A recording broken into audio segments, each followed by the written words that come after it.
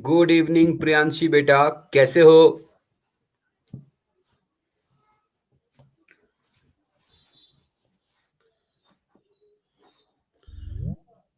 कैसे हो आप बेटा?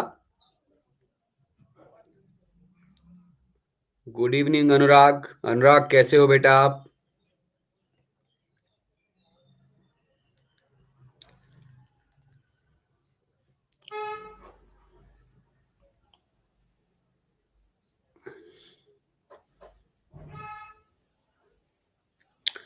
बस बेटा 5 मिनट रुकिए, आप देखते हैं कौन कौन ज्वाइन करेगा क्लास में। 5 मिनट के बाद हम क्लास स्टार्ट कर देंगे। बेटा अनुराग, मैं भी ठीक हूं, एकदम बढ़िया।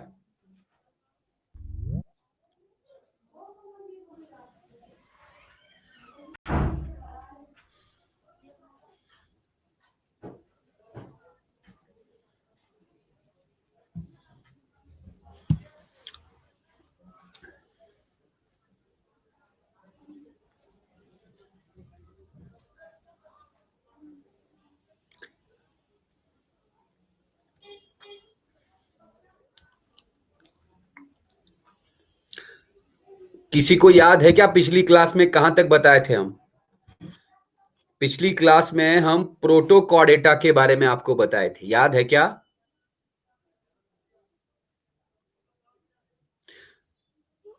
हाँ बेटा, अगर आपके पास स्क्रीनशॉट है ना, पिछली क्लास का लास्ट वाला स्क्रीनशॉट अगर आपके पास है तो मुझे व्हाट्सअप कर देंगे। अनुराग, प्रियांशी, अगर दोनों में से किसी एक बच्चे के पास पिछली वाली क्लास का लास्ट स्क्रीनशॉट है तो मुझे व्हाट्सअप कर दो।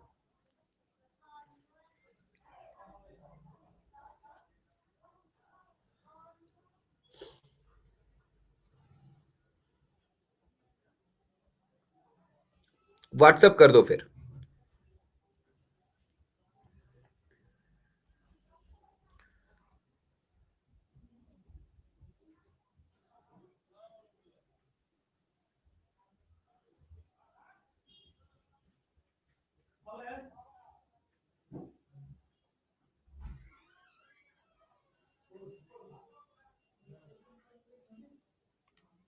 किया क्या?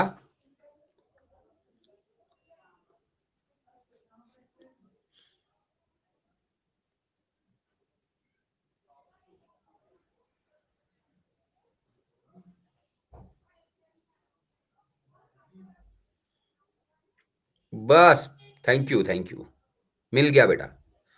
तो पिछली क्लास में हम प्रोटोकॉर्डेटा भी बताए हैं, हमने वर्टेब्रेटा भी स्टार्ट किया था, और वर्टेब्रेटा में हमने आपको पाइसेस, फिशेस के बारे में बताया है। फिशेस का हमने एग्जाम्पल वगैरह भी दिया था, है ना? याद होगा आपको, मैंने आपको फिशेस के बारे में बताया था। Torpedo, electric ray, stingray, hippocampus, sea horse बताया था। खूबसूरत सा डायग्राम भी दिखाया था, फ्लाइंग फिश बताया था। तो इसका मतलब बेटा जी, आज हमको आज हमको पढ़ना है एम्फीबियंस के बारे में। याद रहे, हम एनिमल किंगडम पढ़ रहे हैं। एनिमल किंगडम में हम नॉन कॉर्डेट्स के बारे में पढ़ चुके हैं। अभी हम कॉर्डेटा के बारे में पढ़ रहे हैं। उसमें से हमने पाइसिस पढ़ा, पाइसिस बोले तो फिशेस। फिशेस के बाद हम पढ़ेंगे amphibians. Amphibians,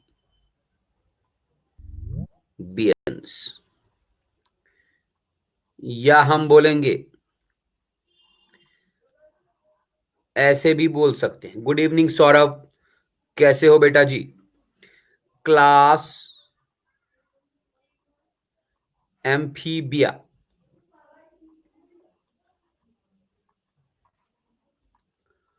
of phylum Chordata,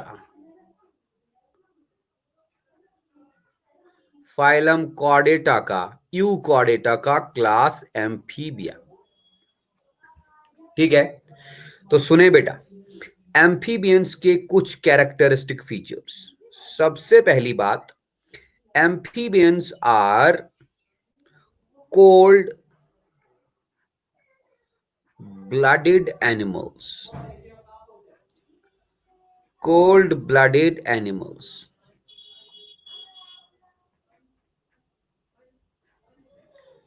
cold blooded animals क्या होते हैं? बार बार ये वर्ड आ ही जा रहा है। कोल्ड ब्लडेड एनिमल्स को बेटा जी पाइकिलोथर्मिक एनिमल्स भी बोला जाता है। पाइकिलोथर्मिक एनिमल्स। पाइकिलोथर्मिक एनिमल्स। और इनको हम एक्टोथर्मिक एनिमल्स भी बोलते हैं। पाइकिलोथर्मिक एनिमल्स और ectothermic animals, right.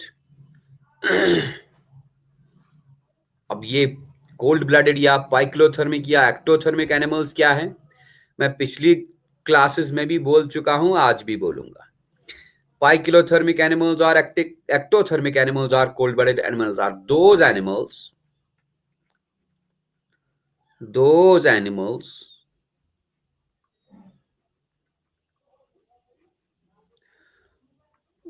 whose body temperature is not constant. Those animals whose body temperature is not constant. इनका बॉडी टेम्परेचर कांस्टेंट नहीं होता। कांस्टेंट समझते हैं ना, फिक्स्ड। जैसे कि हमारा बॉडी टेम्परेचर फिक्स है 37 degree Celsius.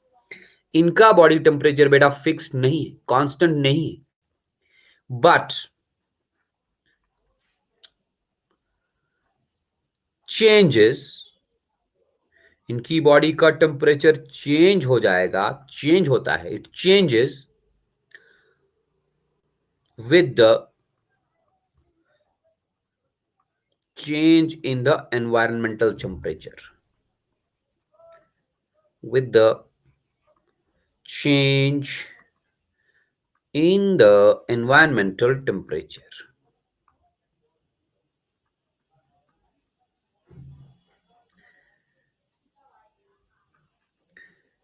Changes with the change in the environmental temperature.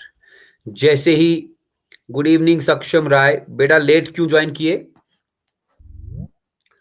जैसे ही एनवायरमेंटल टेम्परेचर चेंज होगा, बाहर वाला टेम्परेचर, एनवायरमेंट वाला टेम्परेचर चेंज होगा, तो उसी वक्त उस एनवायरनमेंट में एडजस्ट होने के लिए ये अपनी बॉडी का टेम्परेचर बदल देते हैं। मैंने लिखा ना, these are the animals whose body temperature is not constant. इनका बॉडी टेम्परेचर कांस्टेंट फिक्स्ड नहीं होता, इनका बॉडी टेम्परेचर चेंज होता है। किस हिसाब से चेंज होगा? जैसे ही एनवायरमेंटल टेम्परेचर चेंज होगा तो इनकी बॉडी का टेम्परेचर चेंज हो जाएगा। क्यों? क्योंकि इनको उस एनवायरनमेंट में एडजस्ट होना है ना। एडजस्ट होने के लिए ये अपनी बॉडी का टेम्परेचर चेंज ही कर देते हैं, उसी हिसाब से अपनी बॉडी का टेम्परेचर बनाए रखते हैं। ऐसे एनिमल्स को बेटा जी कोल्ड ब्लडेड एनिमल्स बोलते हैं, या पाइकिलोथर्मिक एनिमल्स या एक्टोथर्मिक एनिमल्स। इससे पहले हमने पाइसेस पढ़े। पाइसेस बोले तो फिशेस, फिशेस भी कोल्ड ब्लडेड थे, और एम्फीबियंस भी कोल्ड ब्लडेड होते हैं। ठीक है, मैं दूसरा कैरेक्टरिस्टिक फीचर लिखूंगा।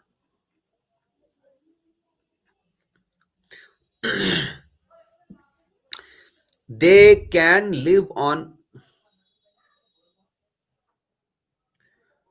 कोई बात नहीं बेटा, दे live on land, they live on land. अब जो जमीन पे रहेंगे बेटा जी, उनको हम टेरेस्ट्रियल एनिमल्स बोलते हैं। तो आप आसान भाषा में लिख सकते हो, दे आर टेरेस्ट्रियल एनिमल्स। लेकिन ये उस जगह रहते हैं जहां पर पानी हो, इनको पानी में जाने की जरूरत पड़ती है। They live on land, they are terrestrial animals, but they also need water. They also need water for carrying out reproduction. For carrying out reproduction. इनको रिप्रोडक्शन करने के लिए, सेक्सुअल रिप्रोडक्शन करने के लिए पानी की भी जरूरत पड़ती है। ऐसे एनिमल्स बेटा जो टेरेस्ट्रियल हो, जो जमीन पे रहते हो, लेकिन पानी में जाने की जरूरत इनको पड़ती है, ऐसे एनिमल्स को हम एम्फीबियस एनिमल्स बोलते हैं। तभी ना इनको एम्फीबियंस बोला जाता है। तो that is why they are amphibians, या हम बोलेंगे कि they are amphibious in nature. Amphibious in nature. आपको याद होगा मैंने आपको प्लांट्स भी पढ़ाए थे। मैंने आपको बताया था एक ग्रुप है प्लांट्स का, उनको हम ब्रायोफाइट्स बोलते हैं। ब्रायोफाइट्स जमीन पे रहते हैं, लेकिन ब्रायोफाइट प्लांट्स को रिप्रोडक्शन करने के लिए पानी की जरूरत पड़ती है। उनमें भी एम्फीबियस नेचर है। एम्फीबियस लिखना था मुझे, मैंने क्या लिख दिया ये, एक minute. Amphibious in nature. Amphibious nature मतलब रहेंगे जमीन पे, लेकिन इनको पानी की जरूरत पड़ेगी। किस लिए? रिप्रोडक्शन के लिए। ठीक है ना? अब देखिए तीसरा पॉइंट, तीसरा कैरेक्टरिस्टिक फीचर इनके बारे में। इनमें बेटा रेस्पिरेशन एंड ब्रीदिंग गिल से भी होती है और लंग्स से भी होती है। रेस्पिरेशन, रेस्पिरेशन समझते हैं ना? याद रहे, रेस्पिरेशन और ब्रीदिंग दो अलग अलग चीजें हैं, लेकिन हम यहां पर मान के चलते हैं सेम थिंग। रेस्पिरेशन और breathing in them occurs by lungs. जैसे हम में रेस्पिरेशन लंग्स की वजह से होती है, इनमें भी रेस्पिरेशन लंग्स से ही होती है। तो in them respiration and breathing occurs by lungs and gills as well. मैं एग्जाम्पल दूंगा। देखो, ये सुना होगा टैडपोल लार्वा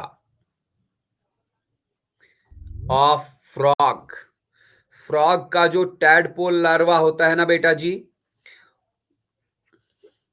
वो पानी में रहता है। Tadpole larva frog lives in water. Tadpole larva frog lives in water. अगर वो पानी में रहेगा तो सीधी सी बात है वो रेस्पिरेशन गिल्स से करेगा ना। Tadpole larva frog lives in water and breathes through gills. ठीक, लेकिन जो अडल्ट फ्रॉग है वो जमीन पे रहती है, और जमीन पे रहने के लिए वो ब्रीदिंग लंग्स से करती है। बट अडल्ट फ्रॉग breathes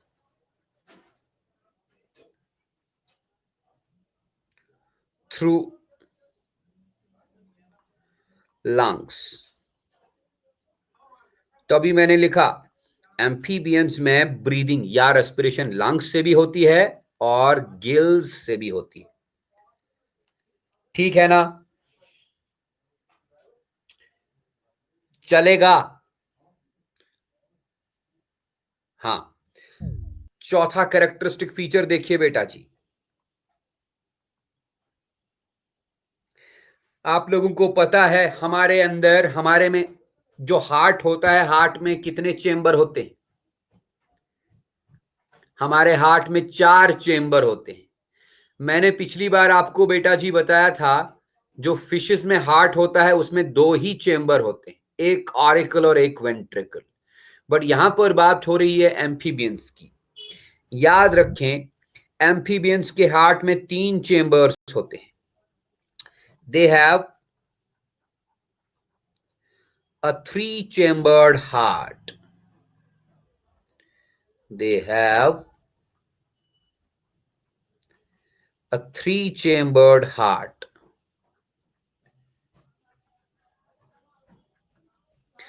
तीन चेंबर वाला हार्ट होता है इनमें. Possessing, मैं आपको बताऊंगा कैसे. टू ऑरिकल्स, इनके हार्ट में दो ऑरिकल्स होते हैं.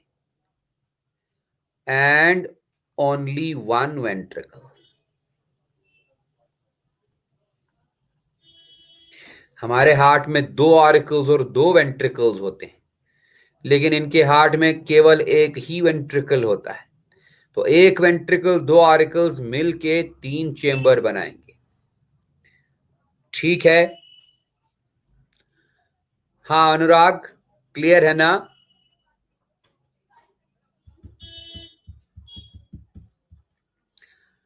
मैं पांचवां कैरेक्टरिस्टिक फीचर लिखूंगा लेकिन अगले पेज पे.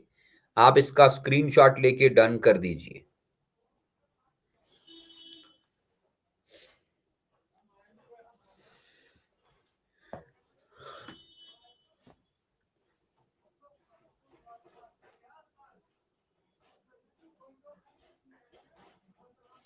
हाँ जी, सारे लोग स्क्रीनशॉट ले लीजिए.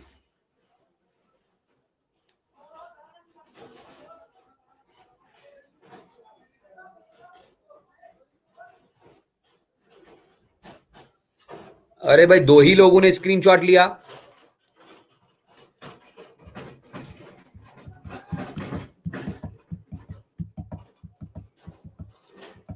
बाकी लोग कहां हैं? सक्षम, तुम वापस ज्वाइन किए?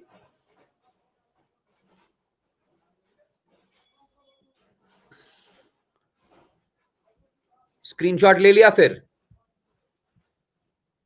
चलो जी चलो.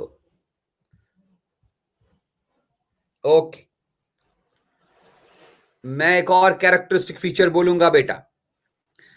एम्फीबियंस में रिप्रोडक्शन होती है बाय लेइंग एग्स. यहां बोलेंगे they are, amphibians are oviparous animals. Amphibians are oviparous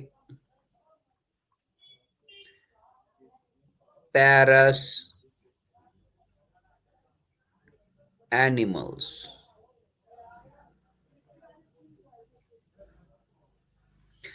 ये ओविपेरस एनिमल्स होते हैं. What are oviparous animals? बेटा आप याद रखेंगे, ओविपेरस एनिमल्स हम उन एनिमल्स को बोलते हैं जो अंडा देते हैं. Which are egg laying. They are egg laying animals. ठीक है, एग लेइंग एनिमल्स. ये एग्स ले करते हैं. Then eggs are fertilized. Eggs are fertilized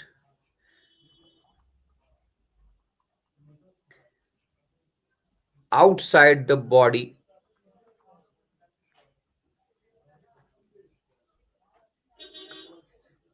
Outside the body, तो हम बोलेंगे they are,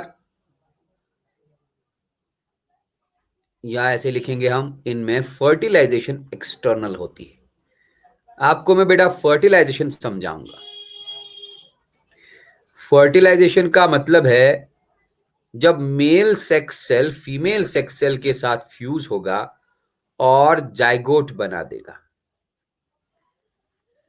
क्या? अगर मैं लिखूंगा male sex cell, male sex cell को बेटा जी हम स्पर्म भी बोलते हैं. ये मेल सेक्स सेल फ्यूज होगा फीमेल सेक्स सेल के साथ. फीमेल सेक्स सेल को बेटा जी हम बोलते हैं एग या ओवम. जब ये दोनों फ्यूज होते हैं तब जाके एक सेल बनती है जिसको हम जाइगोट बोलते हैं. और इसी प्रोसेस को हम क्या बोलते हैं बेटा? फर्टिलाइजेशन. ये फर्टिलाइजेशन एम्फीबियंस में बॉडी से बाहर होती है.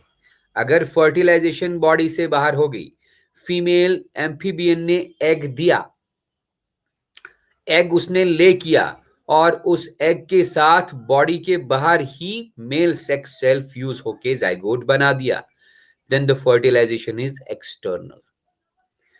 हम लोग जो है ना ह्यूमंस, ह्यूमंस में फर्टिलाइजेशन बेटा इंटरनल होती है। फर्टिलाइजेशन फीमेल की बॉडी के अंदर होती है, फीमेल के रिप्रोडक्टिव सिस्टम में, उसको हम इंटरनल फर्टिलाइजेशन बोलते हैं। यहां के केस में मैंने कहा दे आर ओविपेरस एनिमल्स, ये अंडा देते हैं। फीमेल ने अंडा दिया, उस अंडे का फ्यूजन हो गया मेल सेक्स सेल के साथ बॉडी के बाहर, देयरफॉर हम बोलेंगे कि ये एक्सटर्नल फर्टिलाइजेशन दिखाते हैं। राइट, कोई दिक्कत नहीं ना। तो एग्जाम्पल में हम लिख सकते हैं, एग्जाम्पल्स। सबसे पहला एग्जाम्पल हम लिखेंगे फ्रॉग्स, फिर हम लिखेंगे टोड्स,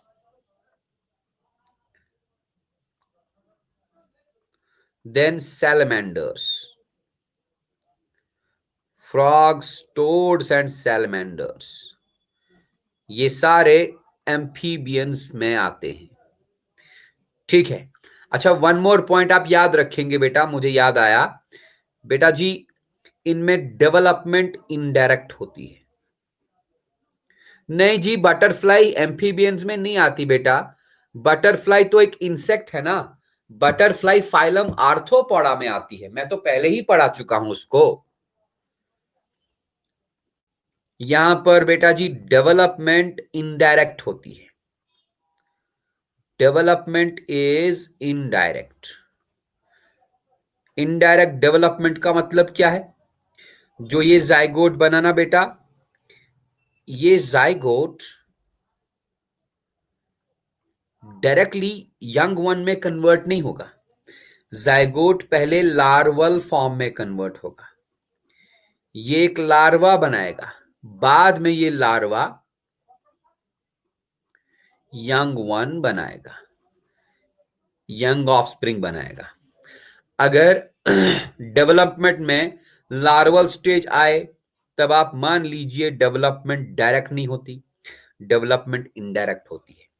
अगर डायरेक्टली जाइगोट का डेवलपमेंट होके डायरेक्टली यंग वन बनता, इस डेवलपमेंट को हम क्या बोल सकते थे? Direct development. मैंने ऊपर लिखा इनडायरेक्ट डेवलपमेंट, मतलब जाइगोट पहले लार्वल स्टेज बनाएगा, बाद में वही लार्वल स्टेज डेवलप होके यंग वन बना देगा। आपने फ्रॉग्स में बेटा देखा होगा, फ्रॉग के एग से, फर्टिलाइज्ड एग से या फ्रॉग के जाइगोट से टैडपोल लार्वा बनता है, बाद में वही tadpole larva adult frog, young one frog बना देता है। तो फ्रॉग में डेवलपमेंट इनडायरेक्ट हुआ ना। हम लोगों में ऐसा नहीं है, हम लोगों में फर्टिलाइजेशन हो गया फीमेल की बॉडी के अंदर, और फीमेल की बॉडी के अंदर ही जायगोट बन गया। फिर वो जायगोट इस फीमेल के वॉम्ब में, यूटरस में इम्प्लांट हो जाता है। ये फीमेल प्रेग्नेंट हो जाती है, 9 महीना ये बच्चे को अंदर रखती है। ये 9 महीने में बच्चे का डेवलपमेंट होता है, डायरेक्ट डेवलपमेंट, वहां पर कोई लार्वल स्टेज नहीं है बेटा। और बाद में 9 महीने के बाद यंग वन बाहर आता है by the process of birth. तो जब जायगोट डायरेक्टली यंग वन में कन्वर्ट होगा, उस प्रोसेस को हम डायरेक्ट डेवलपमेंट बोलेंगे। लेकिन अगर जायगोट यंग वन बनने से पहले लार्वल स्टेज बन जाएगा, उस डेवलपमेंट को हम इनडायरेक्ट डेवलपमेंट बोलेंगे, जैसा कि एम्फीबियंस में होता है। ठीक है ना बेटा, इसका भी स्क्रीनशॉट ले लीजिए और डन कर दीजिए। हम आगे बताएंगे आपको रेप्टाइल्स।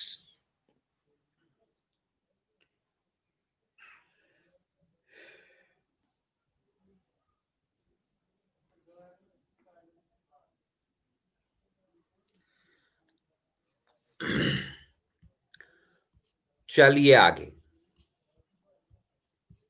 एम्फीबियन खत्म हुआ, इसके बाद हमारा आता है class reptilia. Class reptilia of phylum chordata. का क्लास रेप्टिलिया। 1 मिनट बेटा जी।1 sec।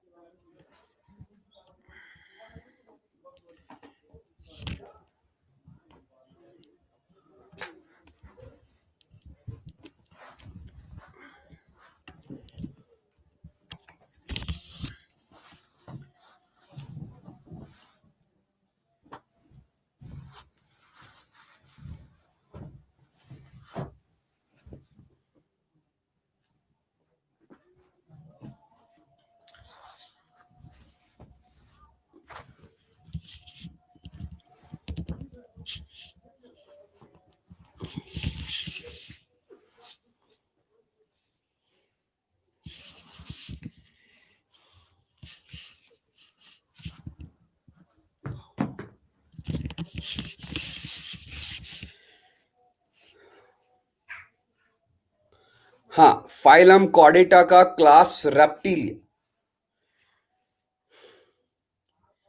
या हम आसान भाषा में बोलेंगे रेप्टाइल्स के बारे में पढ़ना है हमको।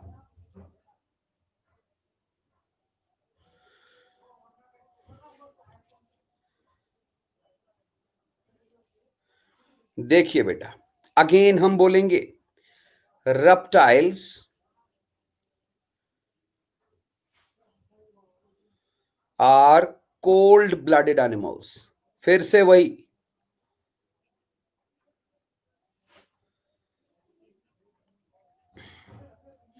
कोल्ड ब्लडेड को हम क्या बोलते हैं? Cold blooded is also known as पाइकिलोथर्मिक।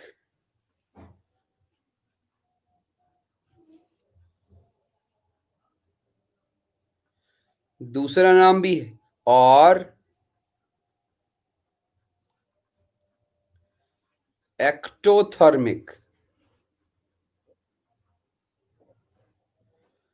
Animals. तो एम्फीबियंस और फिशेस की तरह ये भी कोल्ड ब्लडेड एनिमल्स है। बोले तो पाइक्लोथर्मिक एनिमल्स और एक्टोथर्मिक एनिमल्स।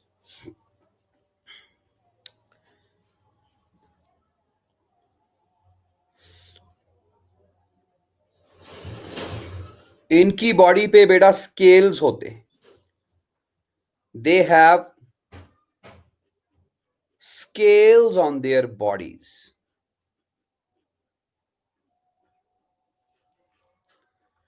आपने क्रोकोडाइल को देखा होगा। क्रोकोडाइल की बॉडी पे बहुत खतरनाक टाइप के स्केल्स होते हैं। स्नेक्स को देखा होगा, स्नेक्स की बॉडी पे बहुत ही खूबसूरत पैटर्न होता है, अच्छा डिजाइन होता है, वो भी स्केल्स ही होते हैं। तो इनकी बॉडी पे स्केल्स होते हैं। They have scales on their bodies and the skin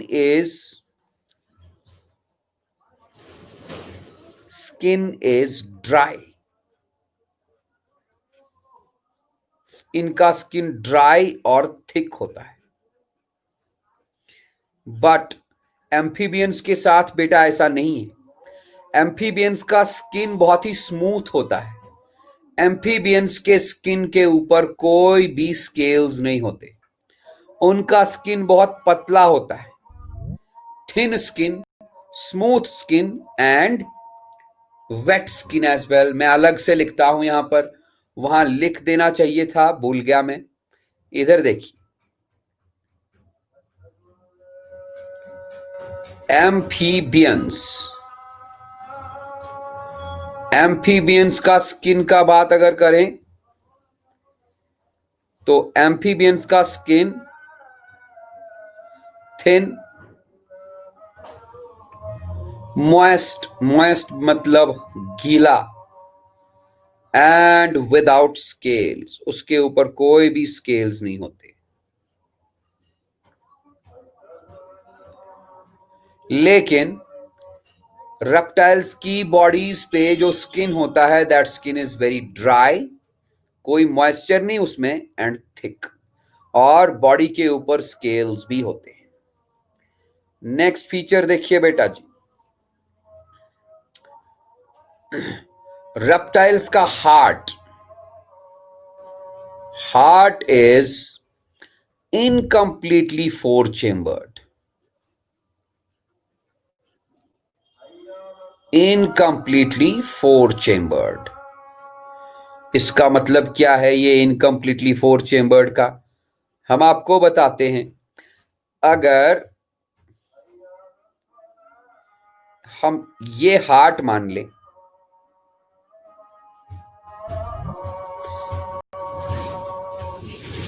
देखिएगा बेटा, let this is the heart. जो वेंट्रिकल में पार्टीशन है वो पार्टीशन कंप्लीट नहीं है।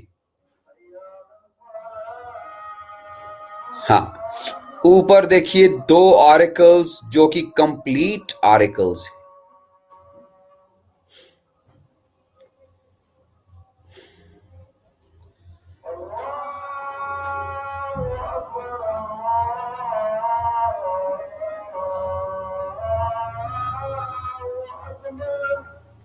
ये देखो भाई, ये हुआ राइट ऑरिकल। राइट ऑरिकल बोले तो RA, लेफ्ट ऑरिकल। और ये जो वेंट्रिकल है, इस वेंट्रिकल में दो पार्टीशंस हुए हैं, दो चेंबर्स बने हैं, लेकिन कंप्लीटली नहीं। यहां तक पार्टीशन आ चुका है।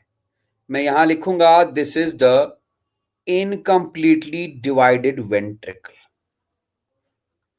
है ना, चार चेंबर हैं लेकिन पूरे नहीं बने हैं। इनकम्प्लीटली डिवाइडेड वेंट्रिकल्स,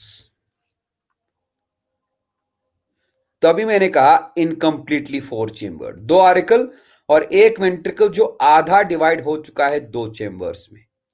तो इनमें, इनके हार्ट में चार चेंबर्स होते हैं, सॉरी, इनकम्प्लीटली चार चेंबर्स होते हैं। The heart is incompletely four chambered. Exception है यहां पर,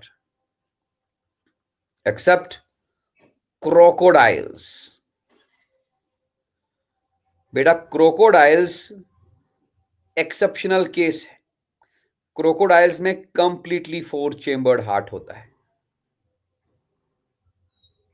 कंप्लीटली फोर चेंबर हार्ट।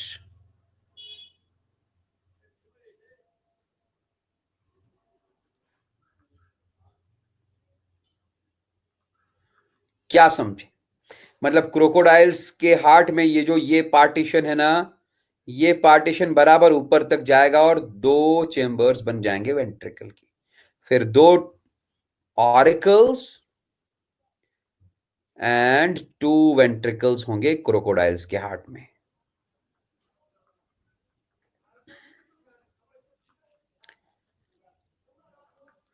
ठीक है ना? Next feature, reptiles are also oviparous.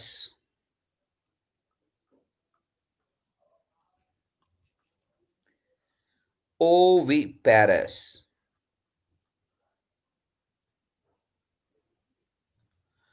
Reptiles are also oviparous, लेकिन fertilization in them is internal. यहां पर एम्फीबियंस की तरह एक्सटर्नल फर्टिलाइजेशन नहीं होती। Fertilization is internal. ठीक है ना? ये सारे लोग कहां भागे जा रहे हैं भाई? इंटरनल फर्टिलाइजेशन का मतलब male gametes female reproductive system के अंदर डालेगा और मेल गैमीट फीमेल गैमीट के साथ फीमेल की बॉडी के अंदर ही फ्यूज होगा, तब जाके जाइगोट बनेगा। ठीक है ना? वो जाइगोट बाद में एनिमल बाहर छोड़ेगा, फीमेल बाहर छोड़ेगी। इधर देखो, फीमेल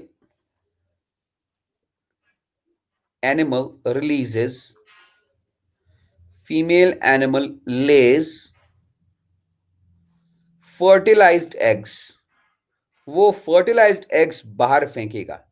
मतलब अगर स्नेक होगा, स्नेक जो अंडा देगा वो फर्टिलाइज्ड एग होगा. क्रोकोडाइल जो अंडा देगा वो फर्टिलाइज्ड एग होगा.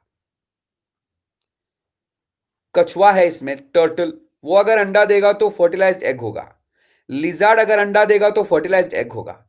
इन फर्टिलाइज्ड एग्स का बाहर डेवलपमेंट होता है. Female lays eggs. Which eggs? Fertilized eggs. Fertilized eggs are also known as zygotes. फिर क्या?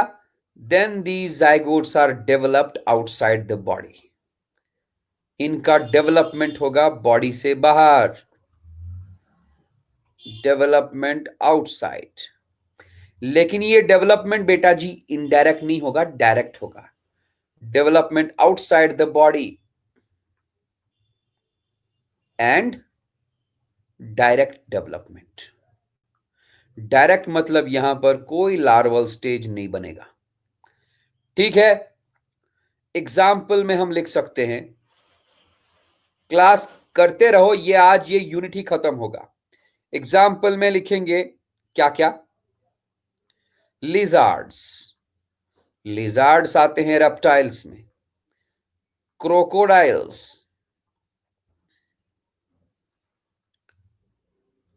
Snacks,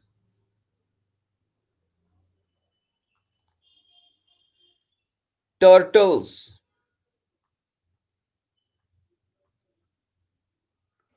etcetera.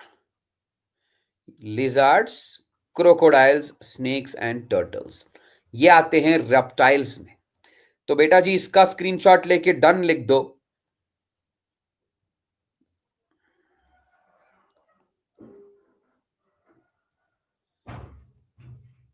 हाँ प्रियांशी बेटा आप भी लिख दो.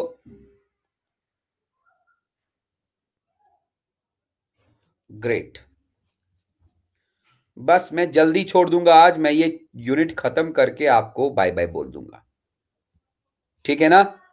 तो ज्यादा टाइम बेटा आपका नहीं लगाएंगे. इसके बाद आता है क्लास एव्स.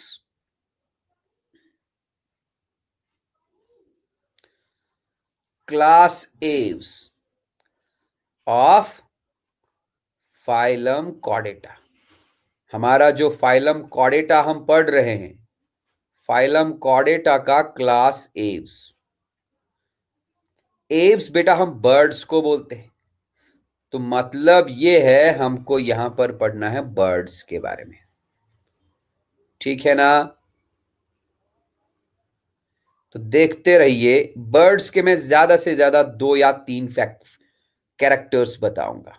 पहला कैरेक्टर, एव्स और birds are warm blooded animals. अभी तक जितने भी हमने बोले वो कोल्ड ब्लडेड थे. अब बर्ड्स क्या है? Warm blooded. वार्म ब्लडेड को हम होम्योथर्मिक भी बोलते हैं. होम्योथर्मिक या एंडोथर्मिक. होम्योथर्मिक और एंडोथर्मिक एनिमल्स. और आपको पता ही है, मैं बता चुका हूं, ये पाइक्लोथर्मिक का उल्टा होगा. होम्योथर्मिक एनिमल्स मतलब ऐसे वाले animals, animals whose body temperature is constant, whose body temperature is fixed. Fixed बोलो या कांस्टेंट बोलो एक ही बात है. इनका बॉडी टेम्परेचर बेटा कांस्टेंट होता है. एनवायरमेंटल टेम्परेचर के साथ इनका बॉडी टेम्परेचर चेंज नहीं होता. अगर 37 डिग्री सेल्सियस टेम्परेचर है तो वो 37 ही रहेगा नॉर्मल केसेस में. ठीक है ना? तो animals whose body temperature is fixed and can not change, and cannot change with the environmental temperature, and cannot change with the environmental temperature.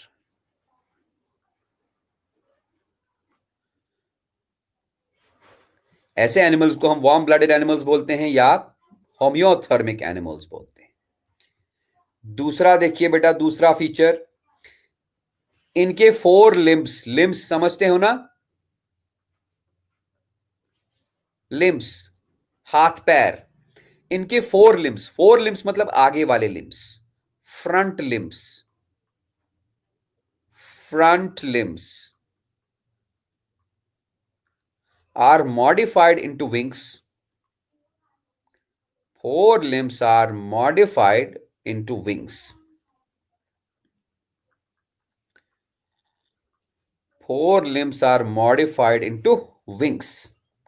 4 limbs modify होके wings बने हैं, उन्हीं wings की मदद से ये उड़ते हैं। 4 limbs are modified into wings, किस लिए? For flight, उड़ने के लिए। ठीक है बेटा, इनकी हड्डियां ना सॉलिड नहीं होती, हड्डियां हॉलो होती। बर्ड्स की बोन्स हॉलो होती हैं, बोन्स आर हॉलो। जैसे हमारी हड्डियां सॉलिड होती हैं ना, इनकी हड्डियां अंदर से खाली होती हैं, उनमें हवा भरी होती है, बोन्स आर हॉलो। ऐसे हॉलो बोन्स को बेटा जी हम बोलते हैं न्यूमैटिक बोन्स। क्या बोलेंगे? Pneumatic bones. बर्ड्स में हॉलो बोन्स होती हैं, न्यूमैटिक बोन्स। इनकी बॉडी पे बेटा फेदर्स होते हैं, body is covered by feathers, body covered by feathers.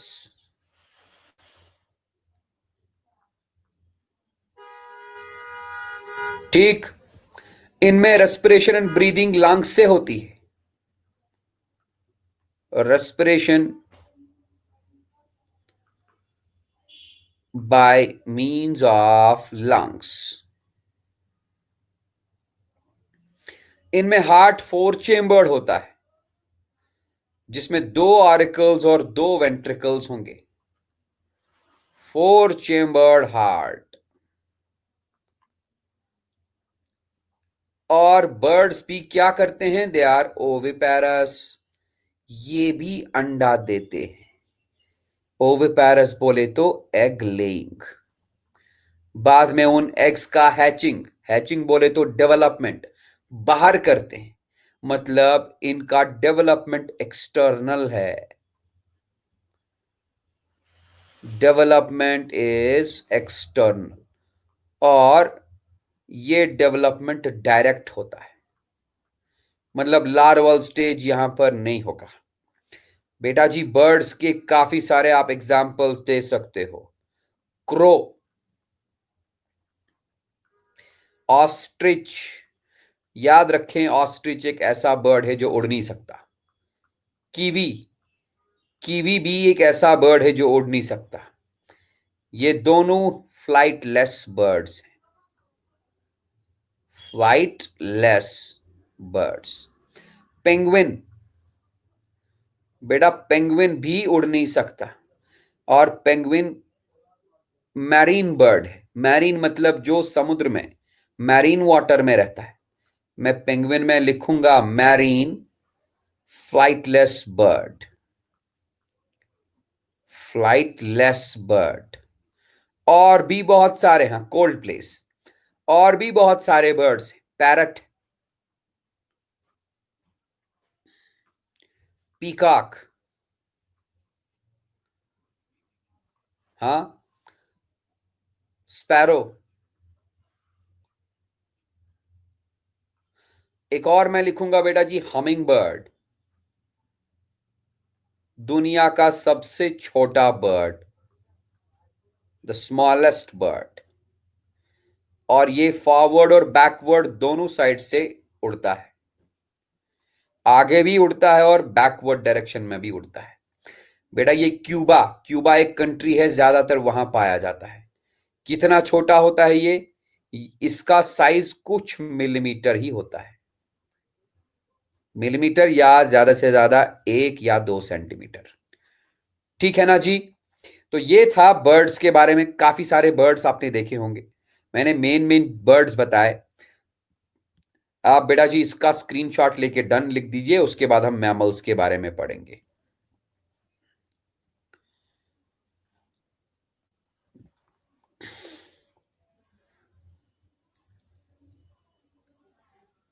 हाँ प्रियांशी बेटा आप भी स्क्रीनशॉट ले लीजिए।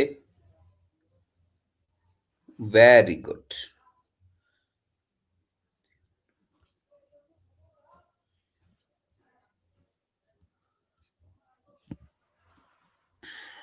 अब आता है लास्ट वाला क्लास।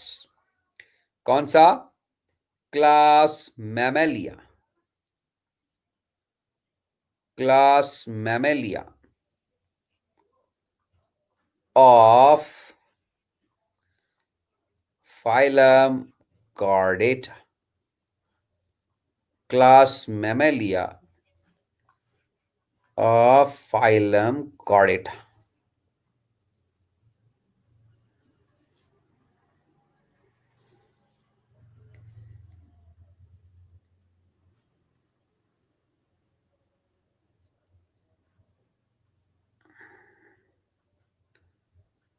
देखिए बेटा, अगेन मैमलिया में मैमल्स हमको पढ़ने हैं। तो मैमल्स कैसे होते हैं? Mammals are warm blooded. Warm blooded इसका मतलब ये हुआ, अभी तक हमने जितने भी एनिमल्स पढ़े उनमें से सिर्फ दो ही groups of animals warm blooded थे। कौन कौन सा? Birds and mammals. तो वार्म ब्लडेड के लिए हम होम्योथर्मिक भी लिखते हैं। They are warm blooded animals और होम्योथर्मिक और एंडोथर्मिक एनिमल्स।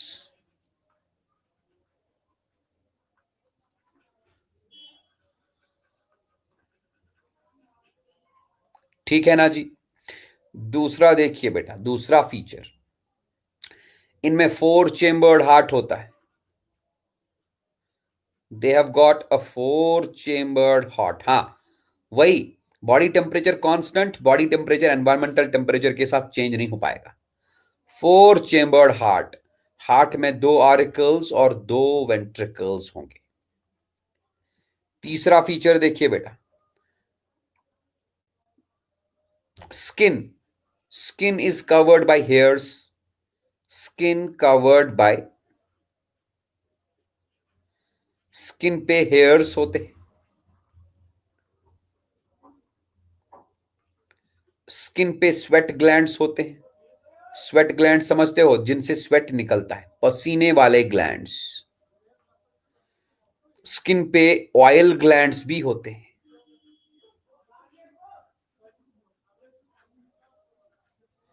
ठीक है। इनके 2 या 3 फीचर्स सबसे एक्स्ट्राऑर्डिनरी है। क्या? Mammals can feed there young ones with milk. Can feed there young ones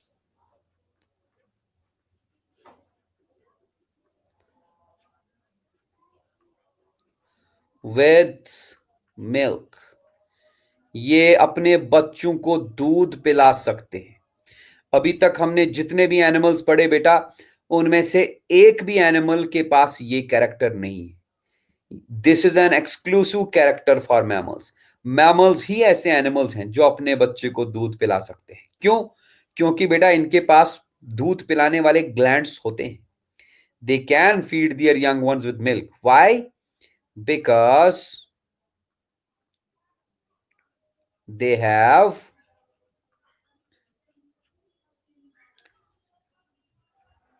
mammary glands. इनके पास दूध पिलाने वाले ग्लैंड्स होते हैं, जिनको हम मेमरी ग्लैंड्स बोलते हैं, या आसान भाषा में ब्रेस्ट्स बोलते हैं। फीमेल्स में ब्रेस्ट्स बोलते हैं, मेमरी ग्लैंड्स। उन्हीं से ये दूध पिलाते हैं बच्चे को।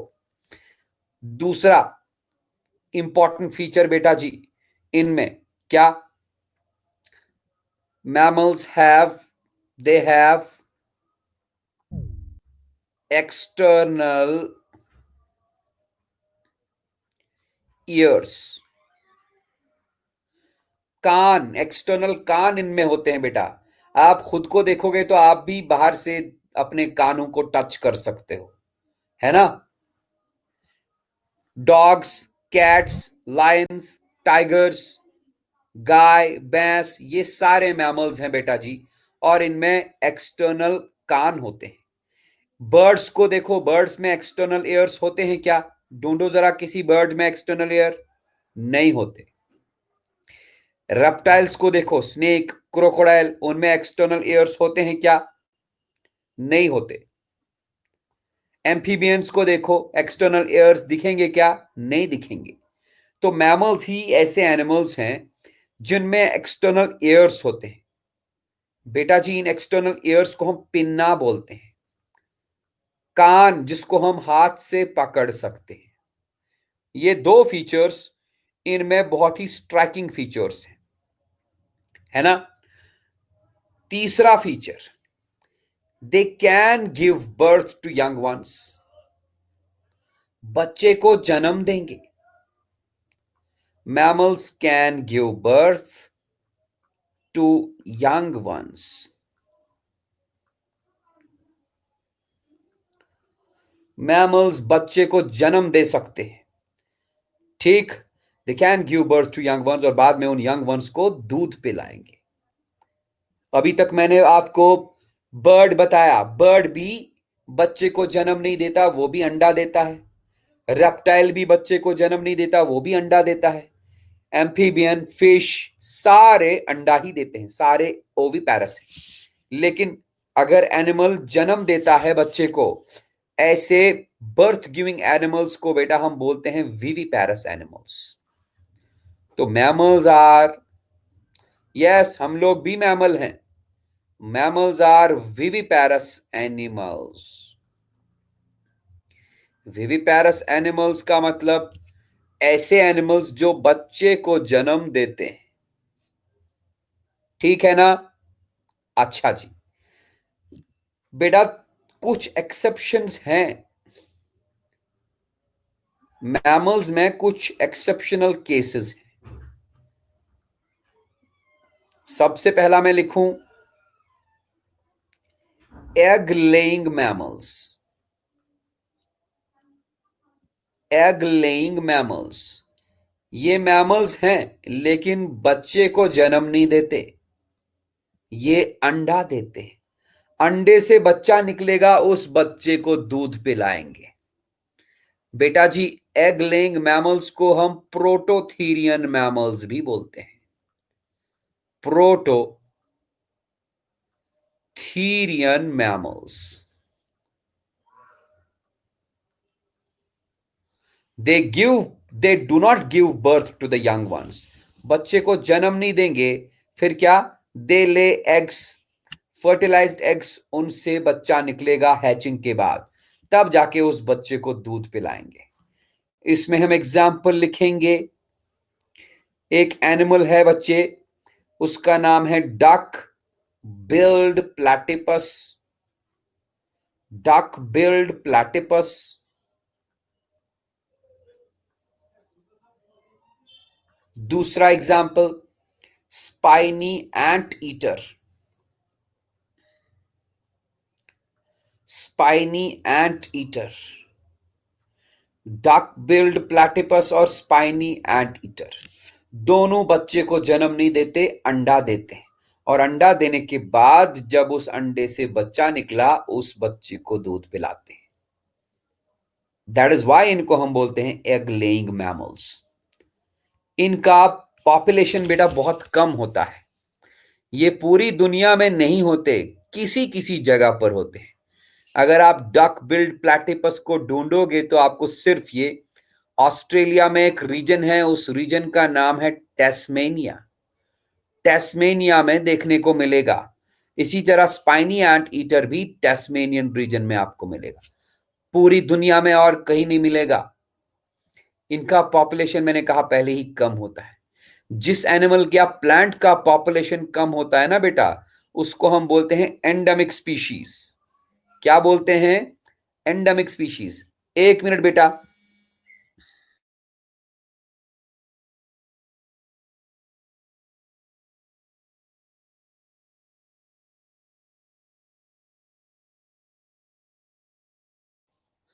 हाँ जी बेटा, मैंने क्या कहा? जिन एनिमल्स या प्लांट्स का पॉपुलेशन दुनिया में कम हो, जो हर जगह नहीं होते हैं, जो किसी किसी जगह पे होते हैं, उनको हम बोलते हैं एंडेमिक लिविंग ऑर्गेनिजम्स।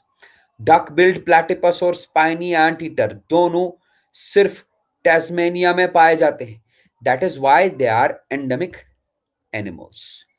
और ये इनमें खास क्या है बेटा? ये एग लेइंग मैमल्स हैं। बच्चे को दूध पिलाएंगे, इनके पास मेमोरी ग्लैंड्स हैं, लेकिन ये बच्चे को जन्म नहीं देते, ये अंडा देते हैं, उस अंडे से बच्चा निकलेगा। देन दूसरा आप देखिए, दूसरा एक्सेप्शनल केस, उनको हम बोलते हैं metatherian mammals. Metatherian mammals, metatherian mammals.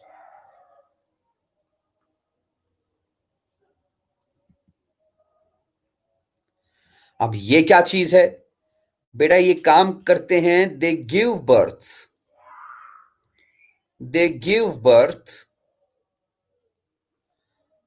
to the young ones.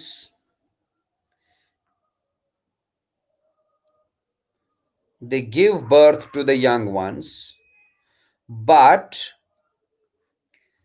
these young ones are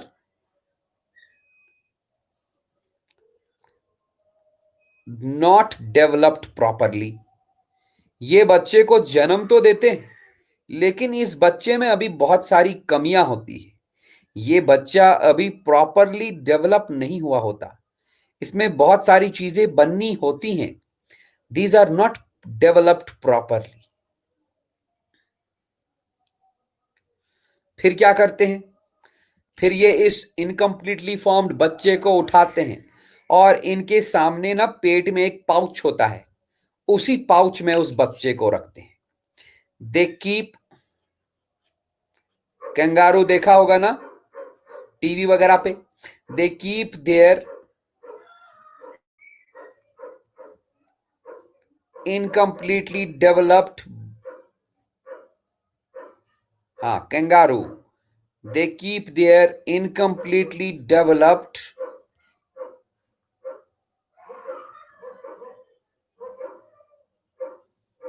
young ones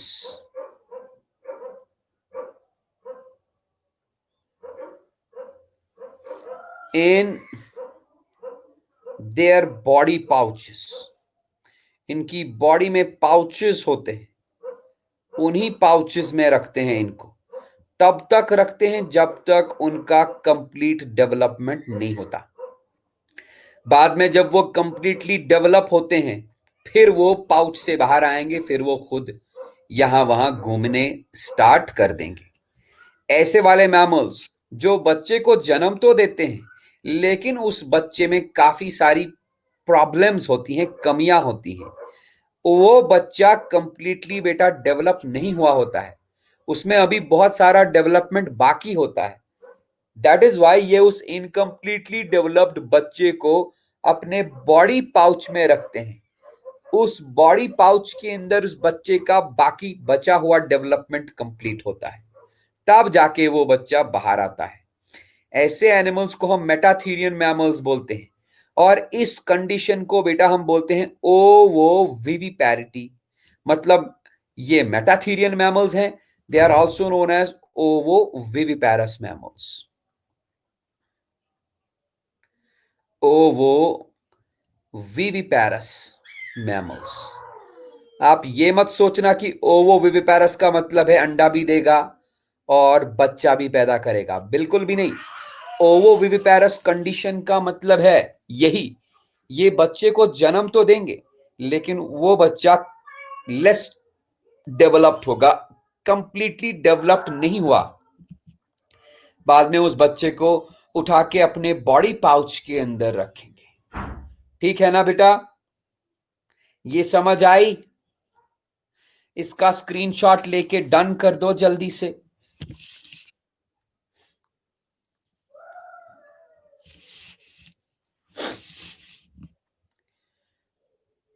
very good. पहले मैं आपको इनका डायग्राम दिखाता हूं, बाद में आगे बढ़ते हैं। देखिए बेटा,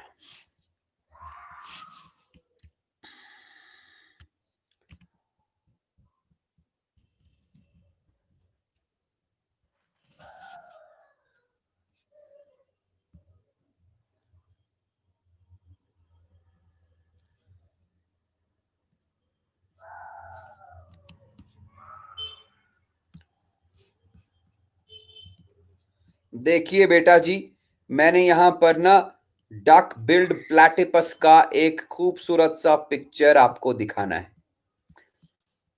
डक बिल्ड प्लैटिपस एक एग लेइंग मैमल है, एक प्रोटोथीरियन मैमल है ये। प्रोटोथीरियन मैमल का मतलब एग लेइंग मैमल। आपको ये पिक्चर दिखाई दे रहा होगा। इसको डक बिल्ड प्लैटिपस इसलिए बोलते हैं क्योंकि इसके पास बतख के जैसा चोंच होता है ना। ये बच्चे को जन्म नहीं देता, अंडा देता है। मैंने कहा ना डक बिल्ड प्लैटिपस, ये नाम है इसका, duck billed platypus. Duck build, duck मतलब बतख के जैसा इसका बिल है। बिल इस पार्ट को बोलते हैं, चोंच को। ये चोंच है इसका, डक बिल्ड प्लैटिपस। ये इसका कॉमन नेम है। इसका जूलॉजिकल नेम, साइंटिफिक नेम बोलो तो ornithorhynchus. Ornithorhynchus. And what it is, ये क्या है भाई? ये एक एग लेइंग मैमल है। Egg laying mammal. आपको मैं बेटा कैंगारू का डायग्राम दिखाता।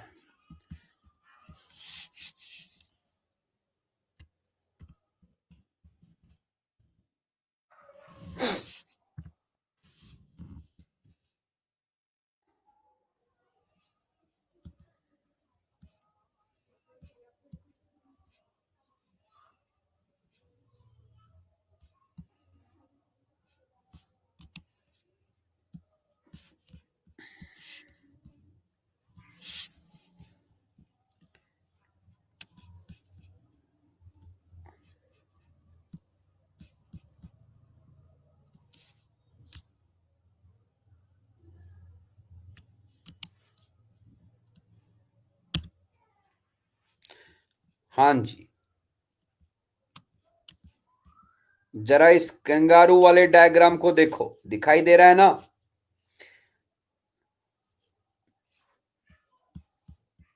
देख लो भाई, मैंने कहा था ना इनके एब्डोमेन पे एक पाउच होता है। ये देखो पाउच, इसी पाउच के अंदर अपने बच्चे को रखा है। रखा है ना, this is the pouch. Body pouch जो पेट के पास में होता है। इस पाउच को बेटा मार्सुपियम बोलते हैं।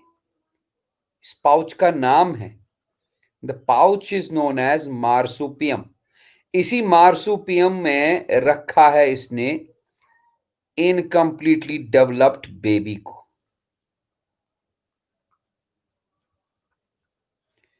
Incompletely developed baby. ये इनकम्प्लीटली डेवलप्ड बेबी मार्सुपियम में, पाउच में तब तक रहेगा जब तक ये पूरी तरह से डेवलप नहीं होगा। डेवलप हो गया फिर ये बाहर खुद ब खुद दौड़ सकता है, घूम सकता है, फिर सकता है।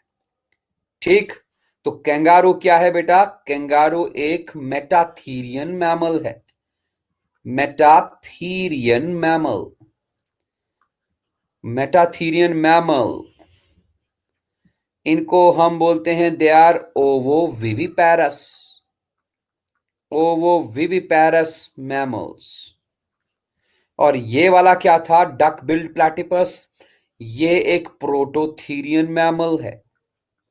प्रोटोथीरियन मैमल्स को हम बोलते हैं एग लेइंग मैमल।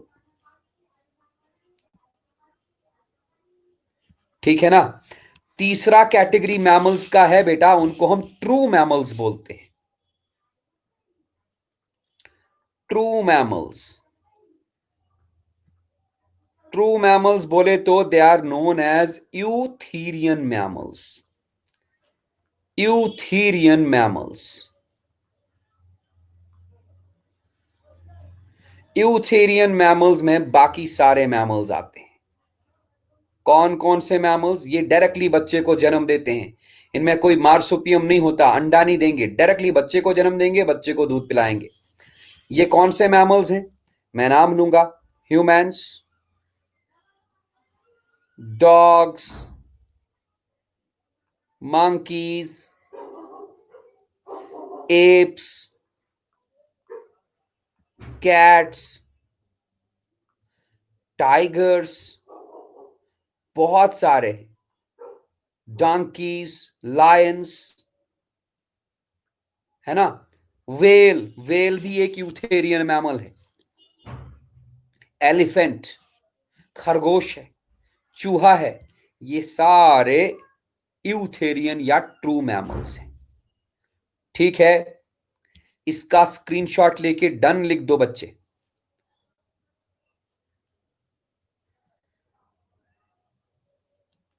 स्क्रीनशॉट लेके बेटा डन लिख दो.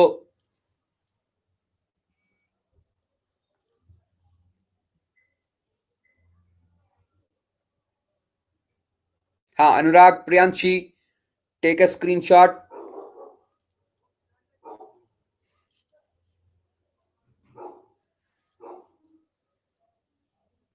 हाँ, इसके साथ बेटा हमारा मैमल्स भी खत्म हुआ और हमारा पूरा का पूरा लिविंग डाइवर्सिटी वाला चैप्टर खत्म. तो अब हमने क्या क्या पढ़ा? अब हमने लिविंग डाइवर्सिटी खत्म किया, अब हमने टिश्यूज खत्म किया, अब हमने cell the unit of life खत्म किया. इसके बाद कौन सा चैप्टर है? Why do we fall ill. हम अगली क्लास में नया वाला चैप्टर स्टार्ट करेंगे. ठीक है ना बेटा?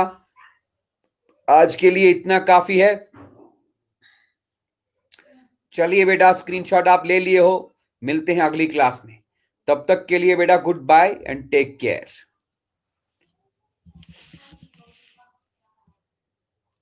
बाय बेटा, बाय.